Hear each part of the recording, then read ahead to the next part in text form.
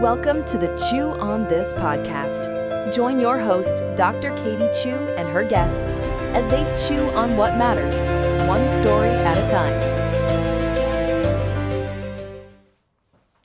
So welcome to another episode of Chew on This, where we are going to be sharing what really matters, one story at a time. And today, I am going to introduce to you Jeremy Hill. Hi, Jeremy. Hey, Katie, how are you doing? I'm doing great. Do you want to kind of share how far you had to come to Rosemead, California? Sure, absolutely. Yeah, so it was just a hop, skip, and a jump from Chattanooga, Tennessee, which is right there on the border of Georgia and Alabama. Wow, very nice. And can you say your city one more time? It is such a cool name. Yeah, Chattanooga. Yes, very nice. And so what is... in terms of your journey and your story and where you're at right now in our industry, what are you doing? So I've worked in the medical field for a little over 30 years. 26 of those years have been in ophthalmology.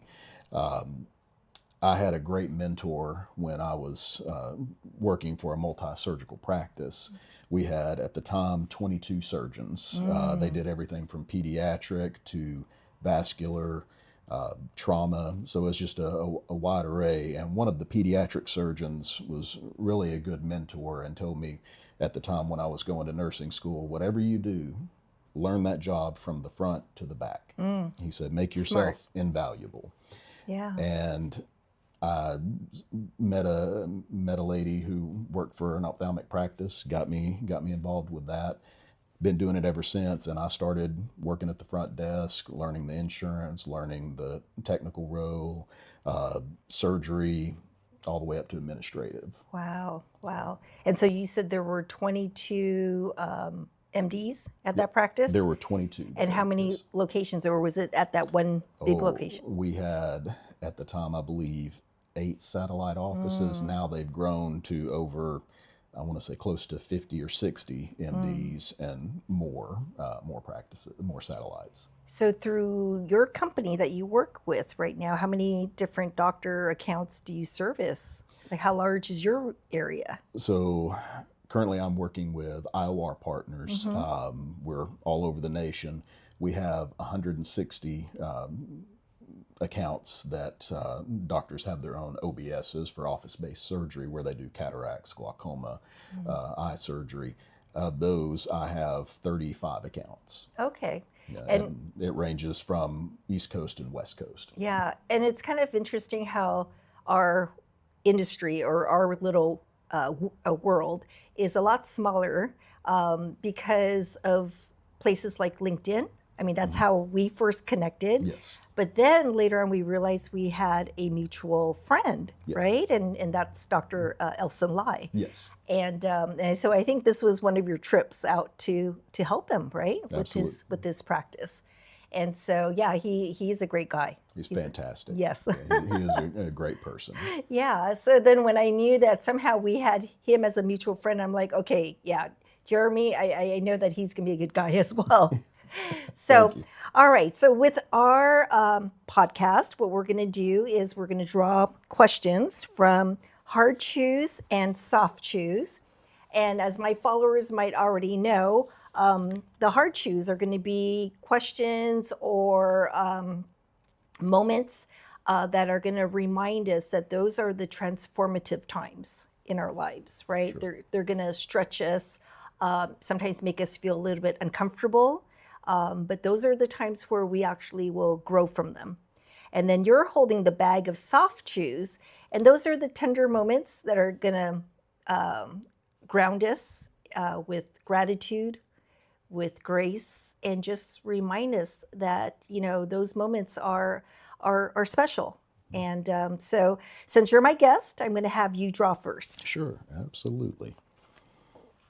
Yeah, my staff picked the questions, and so I have no idea what you're drawing, and we're going to take turns answering. And I will have to warn you, I work in ophthalmology, but I hardly wear my readers, so that's okay. And just so you know, this is our second round of increasing the font. So let me know if this is still not large enough. We can make it bigger next time.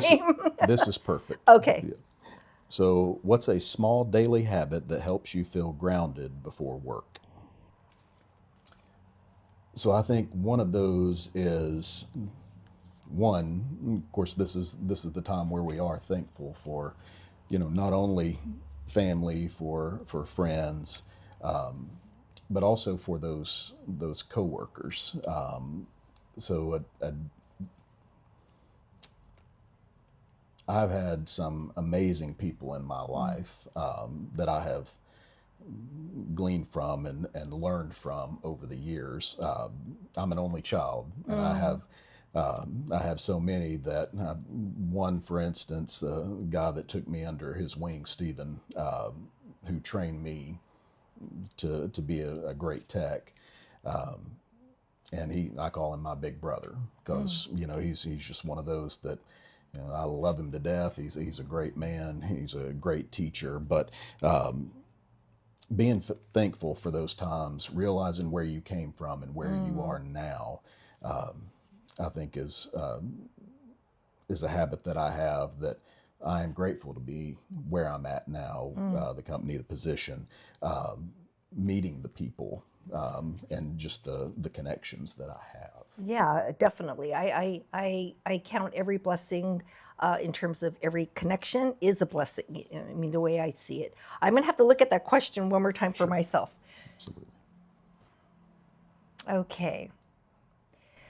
For me, let's see, a daily habit. I'm going to have to say, for me, and it sounds silly, but it's not, because it's so many other people's habit as well, is having that cup of coffee. Okay, but I'll tell you why. Because that daily habit of having that cup of coffee before going to work, it goes a little bit deeper, because the smell of the coffee, it just grounds me, because it reminds me of my father. Back in the day, I mean, it was instant coffee, no Starbucks or anything like that, but it was instant. It was Folgers instant coffee. And even as a kid, I mean, even though I wasn't allowed to drink it, just the smell of that aroma going through the house, it was just very special.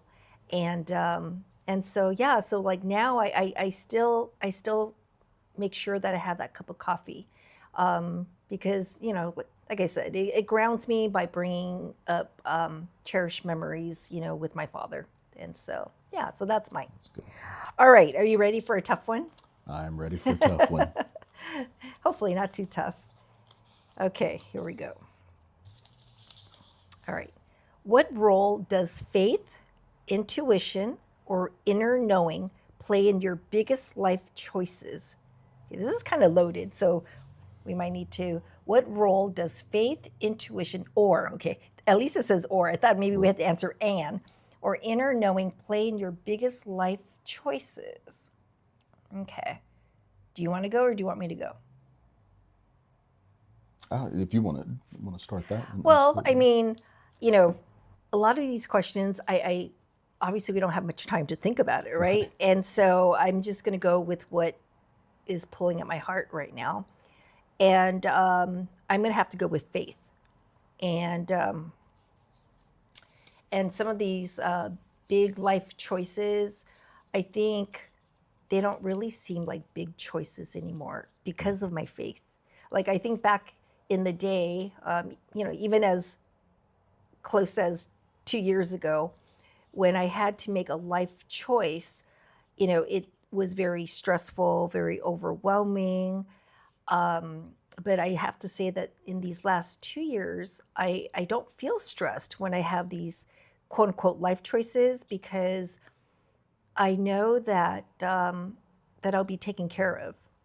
And so I don't feel that burden of having to make this big decision, because whatever I decide, it was meant to be, if that makes sense. Right. And I know that too. It's the power of what I call, and this is my own definition. Everyone's going to have a little bit of a definition, but it's what I call the power of surrendering. And so surrendering to me is when I let God fully in the decision making.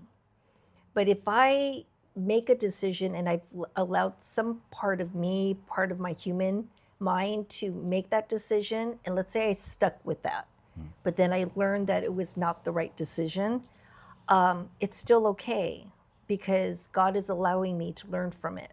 Right. And so, yeah, that's where I am in my life right now, is that I let God take care of me. That's good. Yeah. That's Yeah. good. And that's what I call surrendering. Yeah. So, of course, down south, there's always a saying, God's good all the time, and all the time, God's good. I believe faith is what makes it easier for those choices, to where it's not a choice. If I'm trying to relay that correctly, it's just life. I know we've talked about our battles with health and what we've gone through. When I was diagnosed, this was back in the latter part of 2011, so 14 years ago this month, and went to the doctor, got my results back, and they told me, you have a tumor, and this is cancer. And I remember looking at the physician and going, okay. Wow. This is the first time where we're talking about the actual experience, right? That's how I reacted too. Yeah. It was like very matter of fact, like, okay. And I didn't cry. Did you cry? Nope. I didn't get emotional. I had no emotions tied to me getting that response. And I was in 2012 for me. So you were 2011? 11. So we were about the same time. Right. Had my surgery in 2012. But I remember being there in the office, and she handed me the paper, and I'm sitting there reading it, and she told me my diagnosis, and I looked and I said, okay. She said, you understand what's going on? I said, yeah. Does this not bother you? Because you're taking this way different than what I would expect. And I said, well, I can either defeat it or let it defeat me. Wow, how powerful is that? Yeah. And that's where I think that faith, that inner strength, comes from the power of knowing, what your outcome is going to be. Because regardless, you're going to win, regardless of what the outcome is. And when you think back to what, basically Jesus told everybody that, he was coming in contact with, have faith, have faith, have faith. Your response should be, I believe I will. And you let that take power over fear, over the indecisiveness, over everything that could go wrong. Have faith. Well, so here's a little bit of not a twist, but just to kind of let you know, I was not a believer at that time when I got my diagnosis, right? So my whole walking with God really came about two and a half years ago. So I'm very, very new. But it's all about alignment, with my purpose and understanding that it's with God. And so, like I said, that was all recent. So back in 2012, I think my response of how I was kind of dissociating my emotions from the diagnosis was coming from survival mode. Right. Yeah, it was. And I wish back then that I had a faith, right? But I didn't, Right. and so I only knew what I knew, which was a coping mechanism of just disassociating, and that's how I handled it. But yeah, I think right now I'm at such a better place in my life. Just going through like what you've had to go through, doesn't it change things for you too? in terms of like mindset and all that. It does. It puts a lot more into perspective. Exactly. And of course, there different people, deal with situations differently. My wife and I mean, we were on the same page. My kids, we told my kids what my diagnosis was. Hey, Daddy's going to have to go have surgery. I'm going to be in the hospital for a little while. Come out. I'm going to be healing. They were completely okay with it because they had that faith. You know, and it was a growing, that we all did in that time. Yeah, when you talk about the children, I have 2 daughters, and at that time, my older daughter was just starting high school. She was coming from middle school, entering into high school, and the younger one was in middle school, and they kind of handled it differently. They handled it differently, and there's no right or wrong. No. And but there's no guidebook, and about how to raise children. But also, when you're a parent diagnosed with cancer, that puts another layer of challenge, right? Of how do you raise children with you having cancer, right? And so there was just so much unknown, and I think that's probably why the kids, or at least my daughters, reacted differently, because they're 2 different people anyways, and but at the same time, it's like, for them to try to wrap their brains over what mom has, it was challenging. It was challenging. Okay. All right, so I don't even know if I did already. I think we both answered it already. I think Yeah, so. we did. Okay, so let's go with the All right, soft we'll chew. go with the soft chew.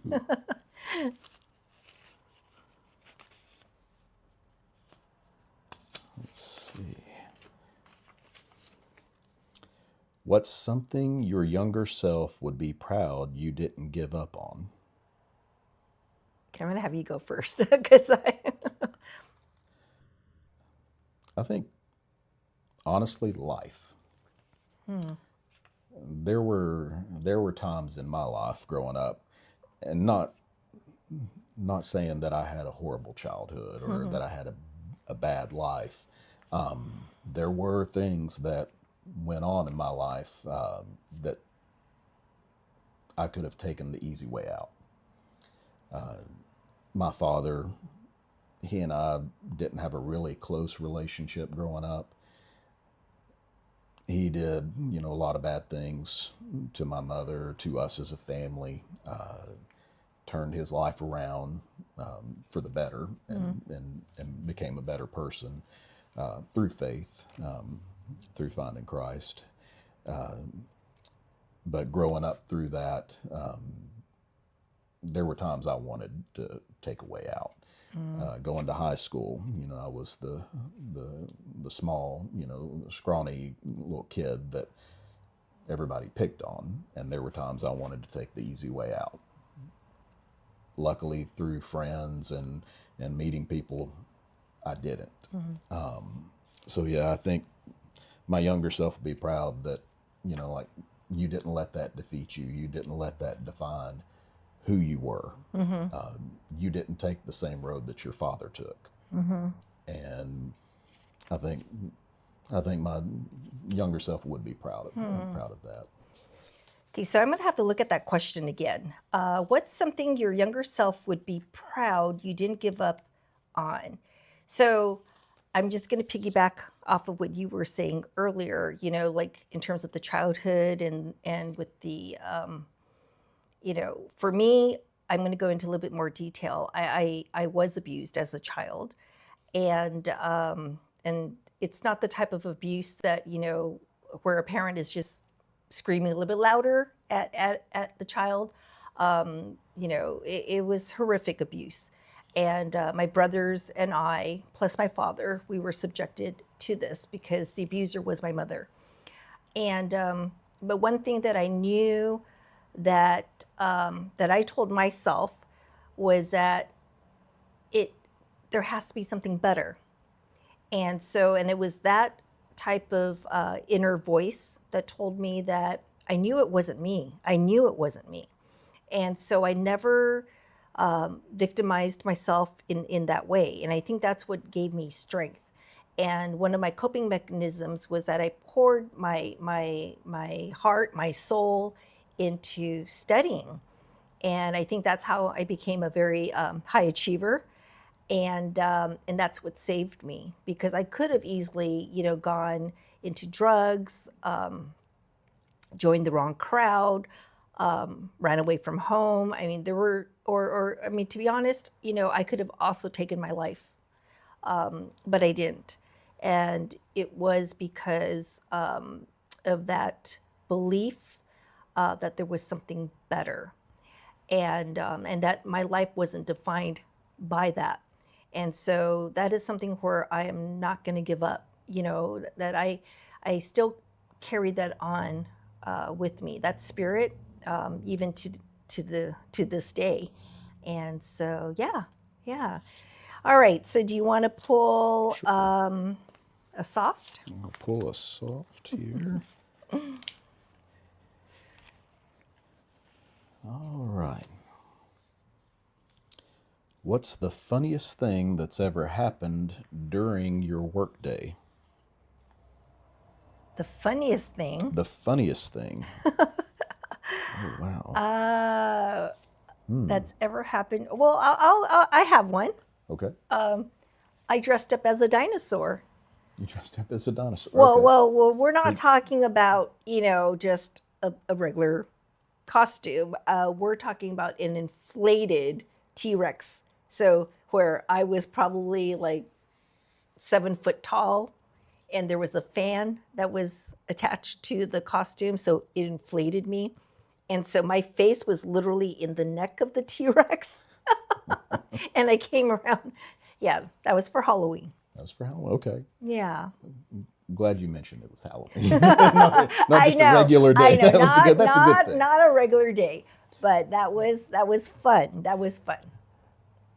I'll say the funniest thing that's happened to me during a work day, but it was one of the greatest things. Doctor ophthalmology that I started with, and she's fantastic. I love her to death, Deborah DiStefano. I'd been working for her for probably, at the time, 2 or 3 months. Wore glasses, couldn't wear contacts. My eyes were always dried out and just never could get around getting them to fit perfectly. But she came into my room one day after I got done working up a patient, and she said, we can't have you here wearing glasses. And I thought at that time, I'm losing my job. This is crazy. Oh no. A few minutes later, her scribe comes in, hands me a card and said, here's your surgery date. And I told her, I said, I can't afford, having LASIK surgery right now. I'm just started with you guys. And she said, don't worry about it. She said, somebody took care of it. Wow. And I ended up having LASIK surgery, and I'm still forever grateful. She's a fantastic surgeon, fantastic doctor, but I will say that was the greatest thing that ever happened, but it was also the funniest because I thought I was getting fired for wearing glasses. I can see that happening. Yeah. Wow. And do you still see this doctor like around? Oh, sure. Yeah. I try to stop in and see her. And what a gift. Yeah, she was great. Yeah, she was fantastic. That's the amazing thing. A lot of these surgeons, they're very generous with their hearts. They are. I know a few great doctors as well, and like when my daughter needed to get her vision corrected, because currently she's in the military and she's in flight school in Pensacola. One of my ophthalmology friends really stepped up and just gifted her. Just amazing. That's great. Amazing. And I know you know who you are, so thank you. I appreciate you. All right, so a hard chew. What's a boundary you created that completely changed your personal or professional life? A boundary you created that completely changed your personal or professional life? Wow, that one's pretty deep. Well, I know one. I know a boundary that I created for my personal life. I can't really think of one right now for professional, but personal. I set a boundary for myself and my daughters, and that boundary was that I would never be their friend. That I would always be the mother, the parent. Right. Yeah, and that boundary setting was taught, or yeah, somebody else taught me that, and I took that advice and I implemented it as soon as I was told that that would be better for my relationship moving forward with my daughters, and yeah, I think it's sound advice. Yeah, it doesn't matter how old they are. They could be 60 something and I could be in my 80s, and that boundary still needs to be in place. Yeah. And so, yeah, so thank you for giving me that advice, my friend. I think for me, and I guess this could go for my kids, but also maybe not so much as work, but for others as being a coach. And I love to win. I love winning. But I had to set up that boundary that winning's not the most important thing. Making good young men, good young women, that's what's important. I've coached my daughter in softball. I've coached my son in baseball, football. And just like any coach, you do want to win. You do want to win, but at the same time, if I can teach them how to be a good person, which will in turn grow them into a good husband or a good wife, that's more important to me. The wins will come. Yes. Harder you work, more training you get, more practice that you do, eating right, working out, things that will come. Winning will come. But what it does with you in the long run, that's what matters. There's been some of my son's teammates that we'll run into periodically, and hey, just wanted you to know I'm doing great. I'm starting a new job, or me and so are getting married. Yeah. Or we're having our first child. That to me is what matters more. Yeah. Because Yeah. I can't tell you how many times we won or how many tournaments or anything that we won, but I can tell you how good a lot of those kids have done. Yeah. It was just literally a few days ago. I did have a patient that had just mentioned, that he was thinking about possibly quitting football because of not that many wins, right? And I was encouraging him the same way that you were mentioning, that it's not all about the wins, right? That if you stick through it, right, the wins are then measured not by the scorecard or whatever you want to call it, the scoreboard, but the wins are going to be the relationships that you build with your team, and so I was encouraging to step up in terms of leading the team in other ways, right? And making those memories and having them to come back, when they're grown men, right? And they will have those memories, not necessarily the wins, right? Right. So, all right, was that a hard chew or a soft chew? That was kind of like very... that one was a hard chew. Yeah, that was a hard chew. So take this one here.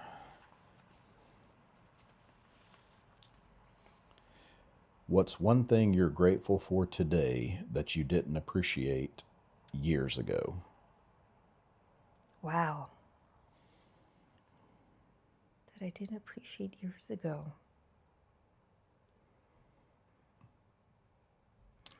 I would have to say closed doors.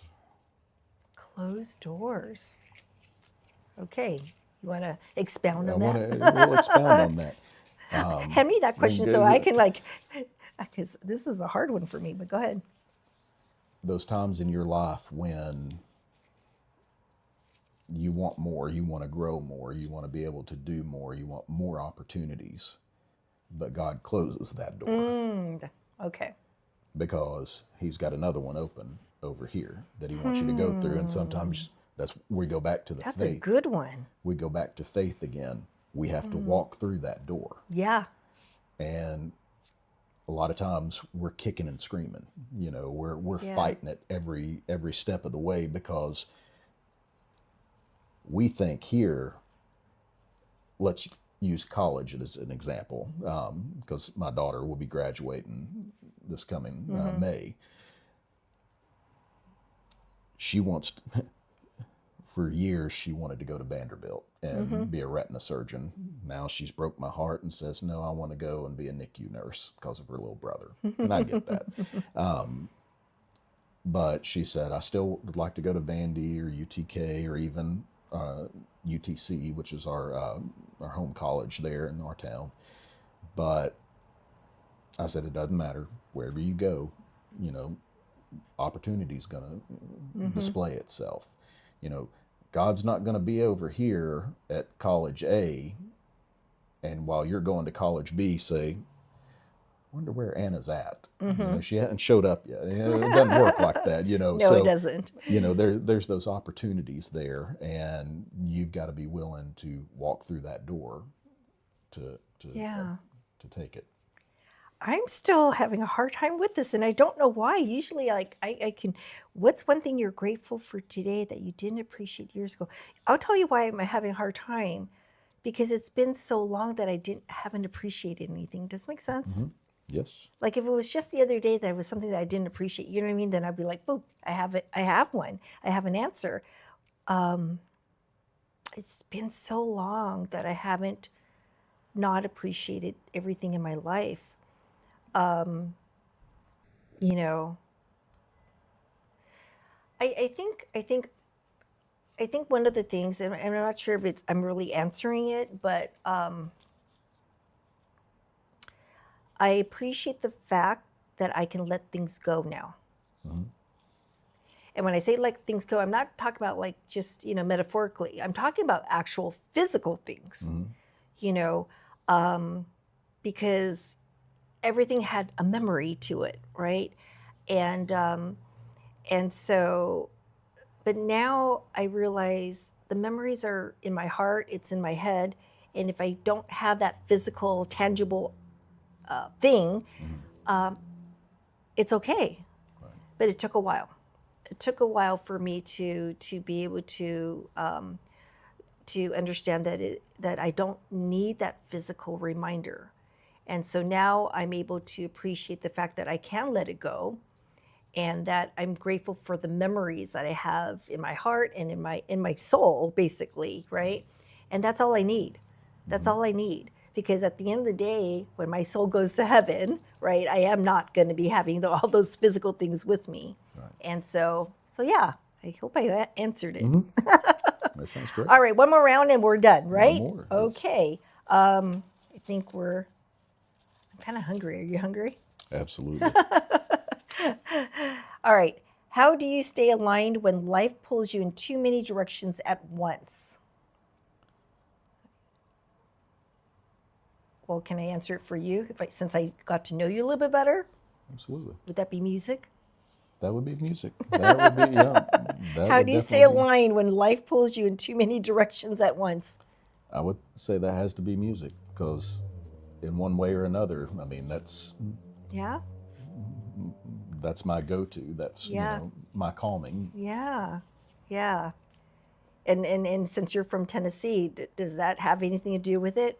I mean, with the music? Yeah, because I would think that music kind of is I don't know how to say, the backbone of that state. I mean, compared to like California. I don't know. Yeah, getting into Nashville and Yeah, Music Row and yeah.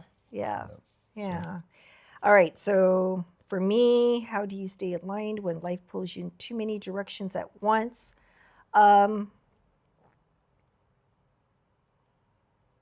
I think it's my morning time, between 6 a.m. to 8 a.m. Those 2 hours are my time with God.